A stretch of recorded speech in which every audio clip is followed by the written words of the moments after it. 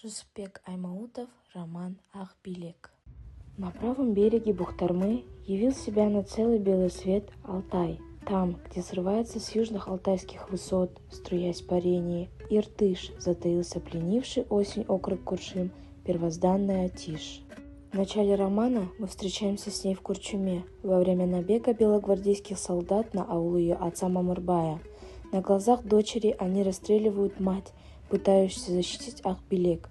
Русская тройка кинула Ах-Билек поперек лошади и скрылась. Забрав свою добычу, в ночь умчались незваные гости, пристрелив по пути еще одного преследователя.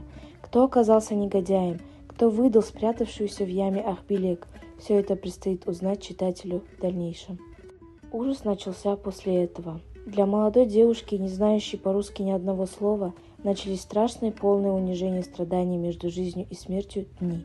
Застенчивая девушка-ангел, никогда не поднимавшая взгляда на мужчину, теперь, потеряв природную чистоту по принуждению, сгорая от стыда, стала забавой и развлечением для белого бандита, офицера белой армии с черными усами. Но все проходит в этой жизни. Белогвардейцы вынуждены срочно уходить в горы.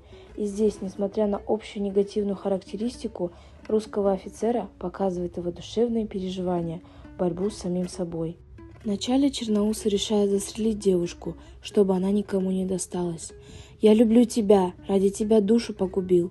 Не хочу, чтобы тебя кто-то любил после меня», переводит толмач. «Да, хороша любовь, ничего не скажешь. Унизить и обесчестить беззащитную девушку и избавиться от нее за ненадобностью, точнее, думается, уничтожить следы преступления. Так что ни о какой любви здесь не может быть и речи». Лишь по воле Всевышнего, остановившего руку убийцы, Ах-Билек осталась жива. В сумерках, приятных лишь в теплых домах уютных ламп, русские, повинуясь гортанному приказу, вскочили в седла и гуськом потянулись из узкой горловины ущелья. Вместе с ними стала отдаляться от Ах-Билек и ее тень, навек перепуганная, униженная и развращенная мужскими ласками. И пока доносилась до нее дробь конских копыт, она невольно вдыхала и выдыхала шепотом. Ах-Билек одиноко бродила по оставленному лагерю русских, как приблудный щенок, но одиночество ее не тяготило. Умереть, скитаясь в безлюдных горах, ей казалось предпочтительней, чем от пули. Как в холодной мгле разглядеть черный туман, клубящийся в душе Ах-Билек. Слова эти явились предвестниками обрушившихся на девушку новых, еще более драматичных испытаний. Мы видим Ах-Билек в единоборстве с голодными степными волками, ночью окружившими ее палатку. Трусливые звери, немое вражье, обожгу, опалю, скакала и выкрикивала в полубезумии до самого рассвета Ах-Билек. Следующим важным событием становится встреча девушки со странствующим дервишем, святым человеком, Дуаной Искандером. И колдун себе, и знахарь, и божий человек. Такой может все.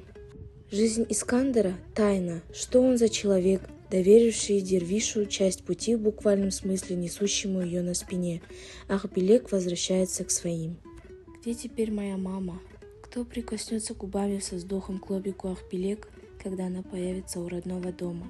С кем она поплачет? И кто же утешит ее?